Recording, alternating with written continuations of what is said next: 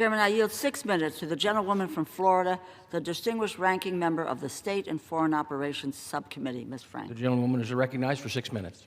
Thank you, and Mr. Chair, and thank you to Ranking Member DeLauro. I rise in support of the fiscal year 2026 National Security, Department of State and Related Programs funding bill, a bipartisan package that strengthens American leadership and aims to make our country safer, more secure, and more prosperous. Let me start by thanking our chair of the committee, of the main committee, Mr. Cole, my ranking member, Representative DeLauro, the members of our subcommittee, and the hardworking staff who helped to get the bill done, the majority teams, and our Democratic team of Erin Kolajetsky, Laura Mignon, Ed Edscorn, and Jen Miller.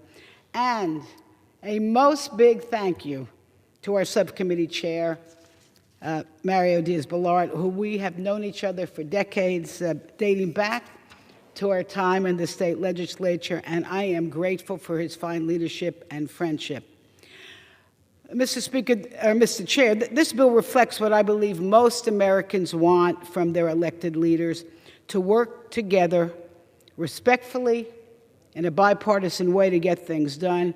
And at a time of global uncertainty, it is critical that we face the world with a unified front. And this bill was not an easy task to come by. We have, in my opinion, and many on my side of the aisle, a disappointing reduction in top-line funding, and the infrastructure needed to deliver foreign assistance has in many ways, including the illegal destruction of USAID, it's been dismantled. With that said, I'm proud to say we worked hard to produce a bill to affirm U.S. leadership on the world stage, recognizing the reorganization of the State Department and reasserting Congress's constitutional power of the purse. This bill funds what should be the core missions of the State Department: diplomacy, development, and humanitarian assistance. It supports our diplomats overseas, staffs our embassies, and protects U.S. missions around the world. It invests in global health programs, from HIV to maternal and child health to tuberculosis, stopping infectious and preventable diseases before they reach our shores.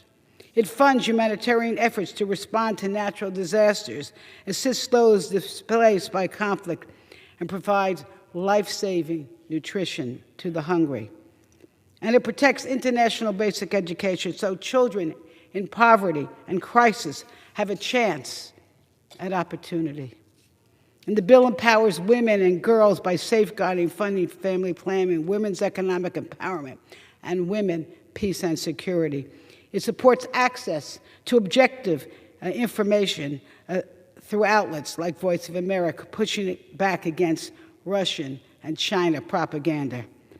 And the bill upholds our commitments to allies like Jordan, Egypt, Taiwan, and Israel.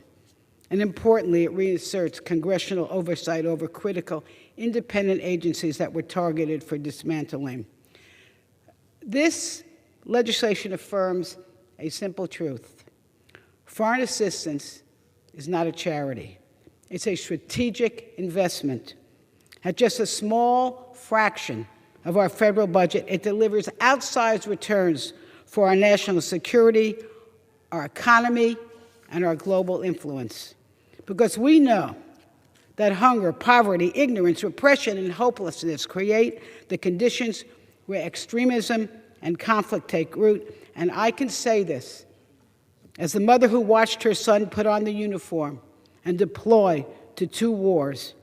By investing in global stability, we reduce the need for costly and deadly military intervention.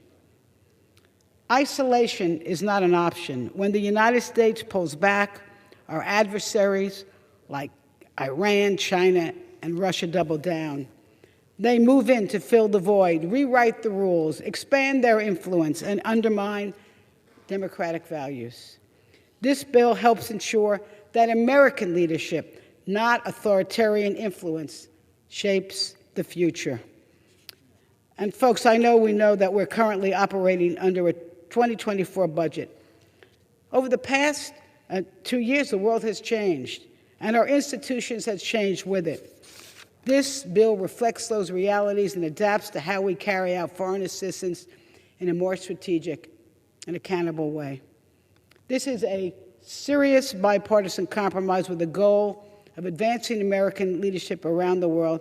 It's my hope that this bill will give the administration the tools and funding needed to make our country safer, more secure, and more prosperous, with the understanding that they must be partners with the Congress. I proudly urge my colleagues to join me in supporting this bipartisan bill. I thank you, and I yield back.